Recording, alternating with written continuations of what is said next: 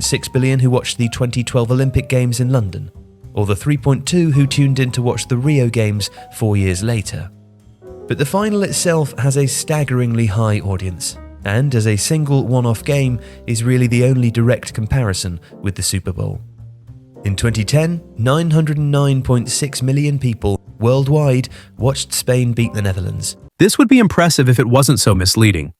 The 2010 World Cup for the entire cycle had around 3.6 billion total viewers, while the NFL for that same time period had around 19.96 billion viewers.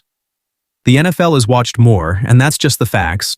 An audience more than 14 times the size of the two countries' collective population. In 2014, that figure rose again, with 1.01 billion viewers tuning in to see Germany defeat Argentina after extra time. Once again, he gives off the impression that this is a crazy amount, but overall, the 2014 World Cup was watched by 3.2 billion people, while the NFL over that same time period was watched around 19.74 billion times. And that number grew further in 2018, with 1.1 billion people across the world seeing France defeat Croatia in Russia. Once again, I hate to keep saying this, but he keeps giving off the impression that this is a crazy amount.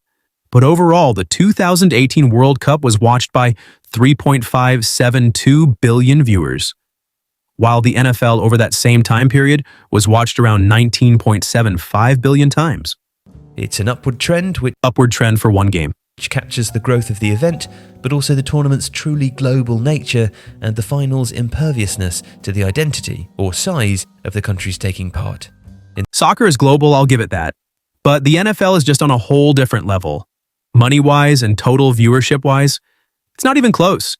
In America, damn near no one cares about soccer at all. People from these irrelevant countries just overhype it. And that's what it really comes down to. The hatred of the USA just for being on top for so long. We run the world, literally. So this notion that 5 billion people watch the World Cup while only 100 million people watch the Super Bowl or whatever this guy was saying is just wrong, because that number is determined over a 4-year cycle. And when we measure it on the same playing field money-wise, viewership-wise,